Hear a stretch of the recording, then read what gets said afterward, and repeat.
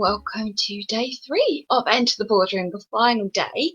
And today's task is definitely my favourite out of the 3, no question.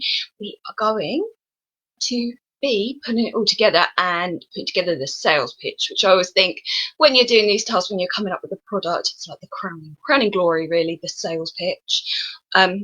Probably the most important part when you go and actually sell your product to somebody. So far you looked at writing to inform, and you looked at how to put a guide in place, and you were just sort of sorting out your facts, including your facts about your product in your mind. Yesterday you thought about how you would advertise it, and you created some brilliant storyboarding, and even again, shout out to Hannah, who actually has made her advert, which is absolutely fantastic as well. It's absolutely brilliant to see.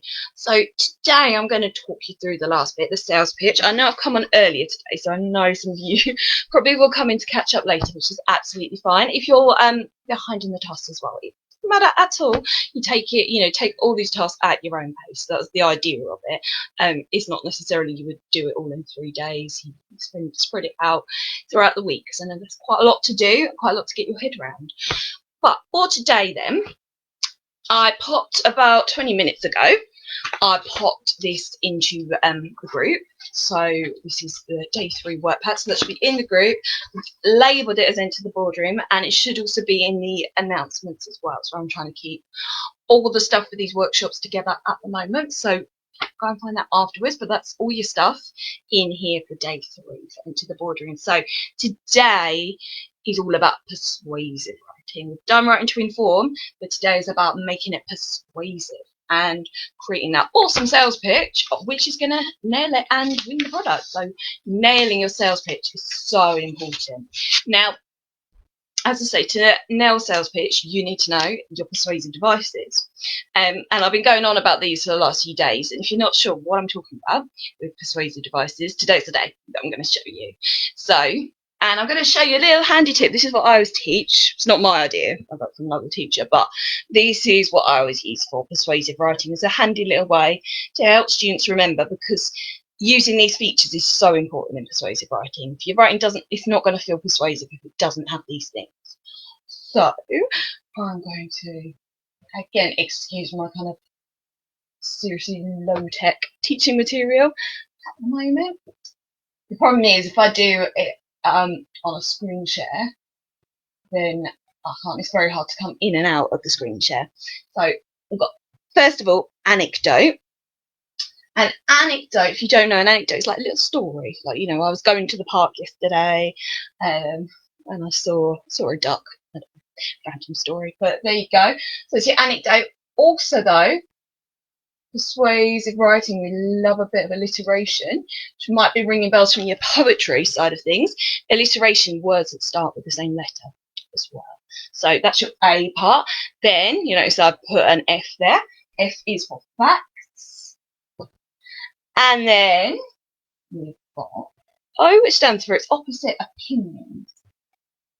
So if you remember, I said on Monday, writing to inform, you want definitely more in favour of facts than opinion. Today we're kind of the opposite, really. I suppose we are going to use facts as well, but the thing that's brilliant with persuasive writing is kind of twisting facts and opinion.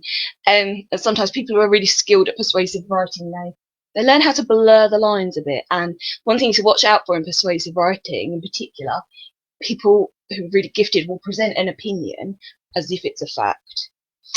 It's something to watch out for. It's a hallmark of someone who's really, really skilled at this. So in persuasive writing, we're blurring the lines a lot more than we were on Monday with our writing to inform. Our next one's a bit more straightforward, repetition. So if I asked students, to think of the most famous persuasive speech, or just even the most famous speech of all time, usually I always get the same answer back, because it's usually always one answer that comes back, and it's always the Martin Luther King, I have a dream speech. And the reason for the power of that speech is the use of the repetition in there. It's not he ran out of things to say, so he just thought, I'll just say I have a dream again. No, it's deliberately crafted so that he repeats that phrase, and it builds each time he says it. It has more power every time he says it in the speech, and that's what makes it such a great speech, and that's why people, remember it as one of if not even the most famous speech of all time. So repetition, powerful. Next one, another R. We've got a rhetorical question. So a rhetorical question is a question that doesn't need an answer. Also, I sometimes explain it, a question that's not appropriate to answer as well. So if your teacher says, how many times do I have to tell you to be quiet? If you turn around and say 10, it's probably not going to go down well, because that question, it's rhetorical. They don't want an answer to it. Okay, so it'd be inappropriate to give it. But again, those rhetorical questions, ask the reader questions. You don't necessarily want an answer back from your audience. You just want them to think, want the question to sink in. So something like I don't know, what if you couldn't afford to buy new shoes for your child? Something like that. You might say to an audience. You just want them to think about that. You don't necessarily want them to actually answer that. You just want them to think and think, oh yeah, what would it feel like to, develop their empathy skills. That. Next one, building on the subject of empathy, emotive language. Okay. Emotive language is any language that gets you to feel something, gets you to feel an emotional connection, an emotional response with something. So things like, at the moment, I suppose we have lots of it at the moment, don't we? Hundreds of people are dying every day, something like that, or these children in Africa are starving. That kind of emotive response. We want to get a connection emotionally with that. Next one, and there is a reason I'm doing that in this order. It seems a funny order. Statistics, which I usually explain. Statistics are kind of like a fact with a number in, is how I explain it. So they link back up to facts. And one more is triplet. You might also know triplet as rule of 3, power of 3, triadic cluster. There's so many different names for it. Hi, Karen. Yeah, there's loads of different names for it, but triplet is the one we use for this, and there's a reason for that. Because if we take these first letters, this is our little mnemonic, a forest. So when you're in the exam and you've got your piece of persuasive writing to do, and you're trying to think, what are my features? What features do I use? You can just think to yourself, I remember a forest. And I've seen some students, when they're planning in an exam as well, they'll just jot a forest down the side of their piece of paper and write down next to it what all the different features are as well. So a forest is the way to go. Persuasive writing, I think it works really well. So on your worksheet, you've got some different examples of a forest devices to have a look at. And you're going to match it up with the correct device. So, but the first one, just an example, we've got the day was hot, humid, and dull. So we've got three words together there, hot, humid, dull. So we know that's a rule of 3, so that's a triplet. So all you do is just write down triplet. On this, it's just a way of checking your understanding of those ones. The next one you've got is an example of a persuasive speech. Now, this one is actually Barack Obama in 2008, and it's what we call the inauguration speech. So an inauguration speech is the first speech that a president makes when they officially become president. It's their first speech. So it's a big, powerful moment. They've got to get it right, their inauguration speech, because they're kind of setting the tone for their whole presidency to come. So you've got this to read through. Now, Barack Obama is definitely a very, very, very powerful orator. But also, all these great speakers have usually had brilliant speech writers behind them as well. And this piece of writing is rammed full of persuasive devices. And that's what I want you to understand that today. Persuasive writing, these devices have got to be jumping out all over the place in your persuasive writing. In your sales pitches you're going to put together, we want to see it absolutely rammed with all these devices. So that is what you're going to do in that speech then. So I'll just go over things to look for then. Repetition. Just as an example, you're going to find like the word America repeated. Metaphor. There's lots of use of metaphor. So again, I'll give you an example. In this winter of our hardship. So that is a metaphor. 2008, he was talking about obviously there'd just been the big financial crash. With all the banks, funny, history goes around in circles, doesn't it? People were losing their jobs. People were very worried. People were very scared. So he's reassuring people. So he's talking about the troubles that America has at the moment. They're like the winter. But what we know about winter is it's a cycle, and we know you're always going to come back to spring and then back to summer. So that's why he's trying to reassure the American people with that metaphor, the winter of our hardship. So have a look through the speech, see what else you can find. You can obviously make notes all over it. So have a look for rule of three. There's definitely a few good rules. Rule of three in here. Emotive language, again, lots of emotive language in here. Even the bit, I just read, about our hardship. It's a very emotive word, isn't it? It's going to make us connect with it. Also direct address, which isn't actually in my Forest, doesn't fit in there, but it's another good one for persuasive writing, and it means direct address when you talk straight at your reader. So again, or straight at your reader or at your audience in the case of a speech. So again, very, very important device to be used a lot. You'll see being used an awful lot in persuasive writing as well. So you've got that sales pitch. I'm just going to get rid of this one message in my way. I can't see myself when I do that. So you've got an example speech to look at. Now, for your sales pitch, I put a few clips into the group. They're all taken from The Apprentice. But you can go online as well. Dragon's Den as well as another good one to look at with people making the sales pitch. But one thing I would say, remember, shows like The Apprentice, shows like Dragon's Den, they're very heavily edited because they're actually put together for our entertainment. We do care, we care about who's going to win the £250,000, but let's face it, we watch The Apprentice kind of for the entertainment, don't we? And particularly to watch, usually sometimes people who are quite arrogant, we enjoy watching them look kind of like idiots really as well. So The Apprentice has been very heavily edited. So when you look at those sales pitches, remember, so for example, you're going to see one from poor old Brett, who is not a natural at doing sales pitches, and he's coming out with the strangest words.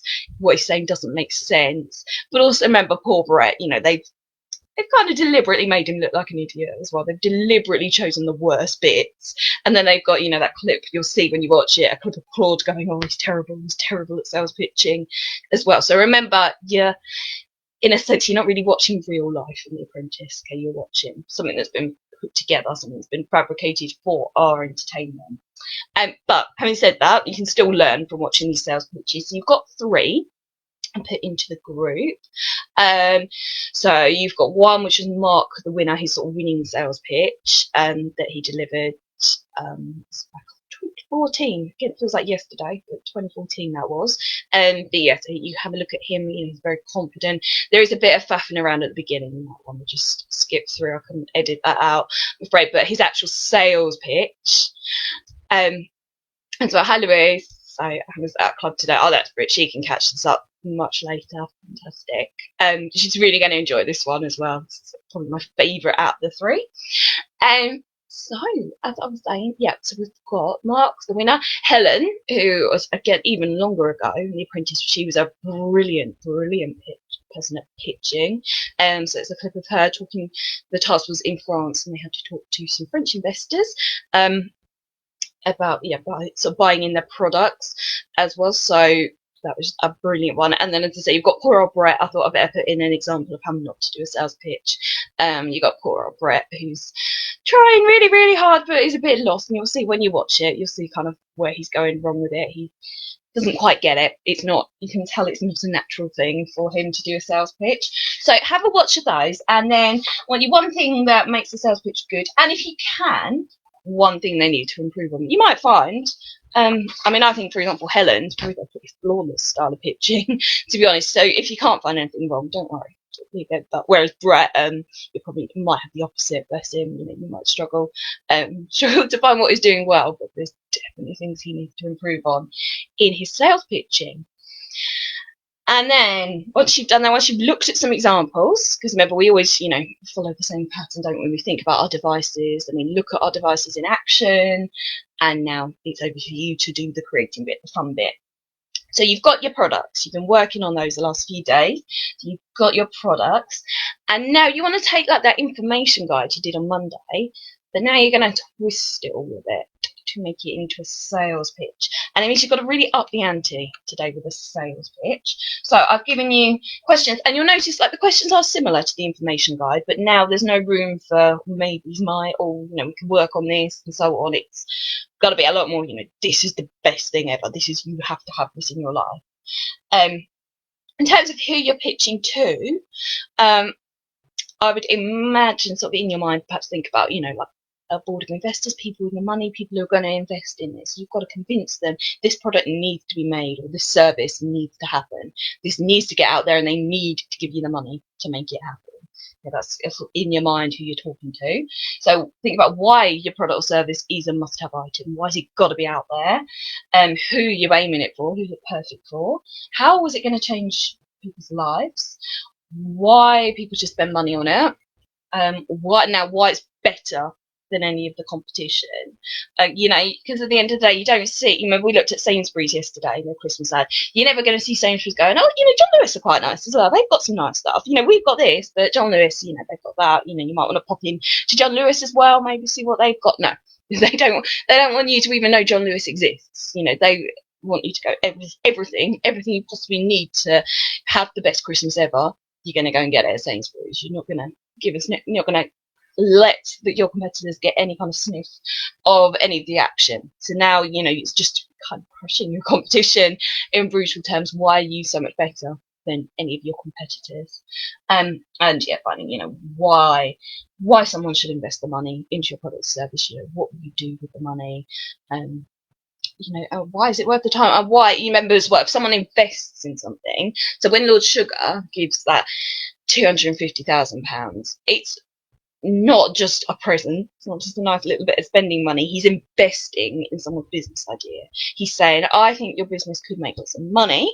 I'm going to put some money in, but that means he wants some share back. If you invest, you expect to get something back from it as well.